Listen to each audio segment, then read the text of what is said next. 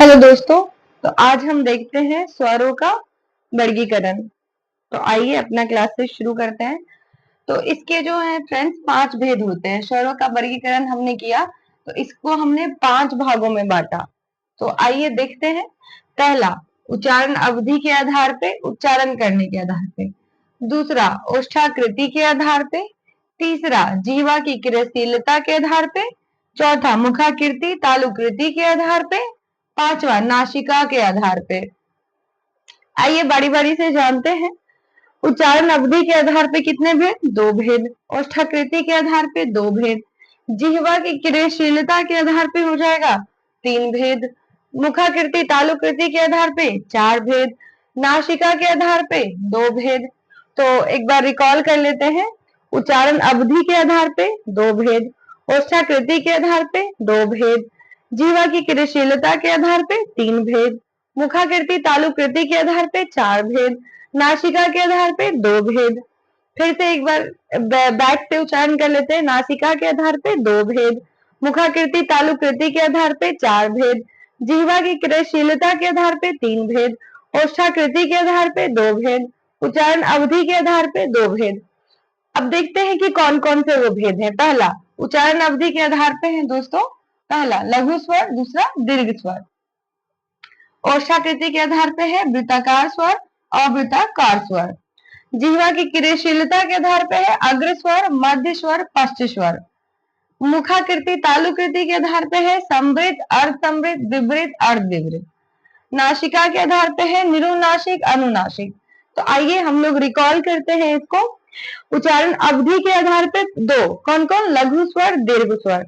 उच्चारण अवधि के आधार पे कितना? 2 लघु स्वर, दीर्घ स्वर।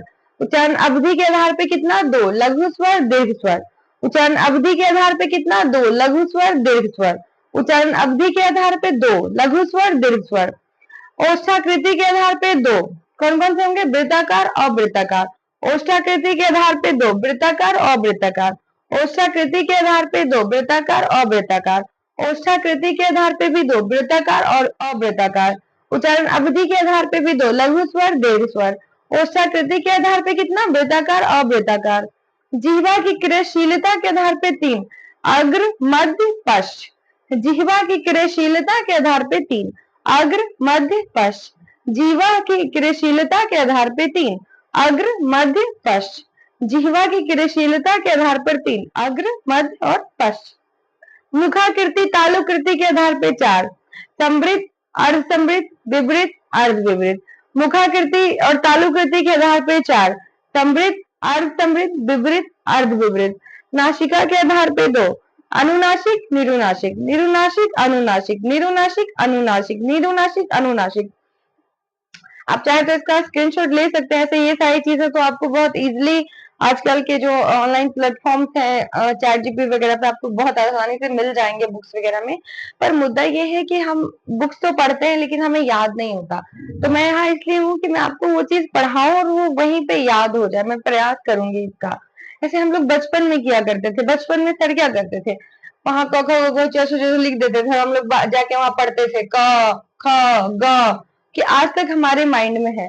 उसी तरह हमें उसको बार बार रिकॉल करना पड़ेगा। तो नासिका के आधार पे कितने? 2 निरुनासिक, अनुनासिक। नासिका के आधार पे कितने? 2 निरुनासिक, अनुनासिक। मुखाकृति तालुकृति के आधार पे 4, समृद्ध, अर्धसमृद्ध, विवृत, अर्धविवृत। मुखाकृति तालुकृति समृद्ध, अर्धसमृद्ध, विवृत, अर्धविवृत। मुखाकृति तालुकृति समृद्ध, अर्धसमृद्ध, विवृत, अर्धविवृत। जिह्वा की क्रियाशीलता के आधार पे 3, अग्र, पश्च, मध्य। जिह्वा की क्रियाशीलता अग्र, मध्य, पश्च। ओष्ठाकृति के आधार पे 2 वृत्ताकार, अवृत्ताकार। उच्चारण अवधि के आधार पे 2 लघु स्वर, दीर्घ स्वर, लघु स्वर, दीर्घ स्वर। ओष्ठाकृति के आधार पे 2 वृत्ताकार, अवृत्ताकार। जिह्वा की क्रियाशीलता अग्र स्वर, मध्य स्वर, पश्च स्वर। मुखाकृति तालुकृति समृद्ध, अर्धसमृद्ध, विवृत, अर्धविवृत। और नासिका के आधार पे निरुनासिक, अनुनासिक। इसको आप 3-4 बार और रिकॉल करिए। वैसे इसका प्रैक्टिस मैं कराऊंगी तब और अच्छे से आपको याद हो जाएगा। अब देखते हैं सजातीय स्वर और विजातीय स्वर। सजातीय स्वर में हो जाएगा आ, बड़ी ई, बड़ी ऊ। विजातीय स्वर में हो जाएगा ए, ऐ, ओ, औ। सजातीय में क्या होगा? आ, बड़ी ई, बड़ी ऊ। विजातीय में होगा ए, ऐ, ओ, औ। सजातीय में आ बड़ी ई बड़ी उ, विजातीय में ए आई ओ औ। अब इसी के कुछ एग्जाम्पल्स देख लेते हैं। जैसे पहला लघु स्वर में ओ ई उ री, दीर्घ स्वर में आ बड़ी ई बड़ी उ ए आई ओ औ, वृत्ताकार स्वर में उ बड़ी उ ओ औ, अवृत्ताकार में अ आ ई बड़ी ई री ए ऐ, अग्र स्वर छोटी ई बड़ी ई री ए ऐ, मध्य स्वर अ, पश्च स्वर आ उ बड़ी उ ओ औ। ये टोटली रटने की चीज है, इसका कोई ट्रिक नहीं होता याद करने का, ये हमें रटना ही पड़ता है। तो मैं कोशिश करूंगी मेरे वीडियो में आपको डिटो रटवा दूं, आपको कोई नोट्स बनाना नहीं पड़े। तो हम कोशिश करेंगे इसको यहीं पे याद करने के लिए। यहाँ पे मैंने कुछ प्रश्न बनाए हैं, अभी बहुत छोटी छोटी वीडियोस डाल रही हूँ क्योंकि मुझे देखना होता है कि कोई भी स्लाइड मेरा ऐसे ही ना रहे, जिसके कारण मैं वीडियो छोटा छोटा ही बना रही हूँ। अब इसमें पहला प्रश्न आपके लिए है, मुखाकृति के आधार पे कितने भेद, आंसर करिएगा। वर्गीकरण के आधार पे कितने भेद, स्पर्श और स्पर्शी व्यंजन में अंतर मैंने बता दिया है, वो आपको लिखना है। अर्ध स्वर के बारे में बताना है, आ का अर्थ क्या है। ये 5 सवाल दोस्तों आपके लिए है, ये आपको बनाना है। नेक्स्ट वीडियो में मैं इसका मतलब बताऊंगी। आइए थोड़ा सा इसको रिकॉल कर लिया जाए। सजातीय स्वर आ बड़ी ई बड़ी उ, विजातीय स्वर ए आई ओ औ, लघु स्वर ओ ई उ री, लघु स्वर अ ई उ री। अगर आपको बोर्ड अच्छे से दिखाई नहीं देता है तो आप कमेंट कर सकते हैं, मुझे पता नहीं लगता है कमियां क्या है। तो देखते हैं।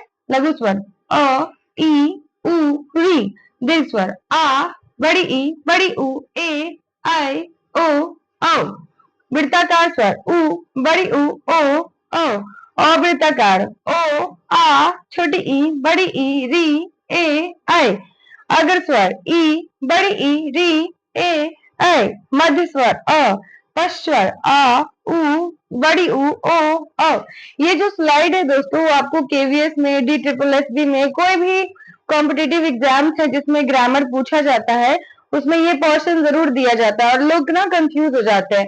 मैं आपको मेरे वीडियो में ये सारा कुछ याद करवा दूंगी। अभी मैं थोड़ा स्लाइड्स पे काम कर रही हूँ, जैसे ही काम फिनिश होगा मैं उसको ऑब्जेक्टिव के थ्रू सारा कुछ आपको याद करवा दूंगी।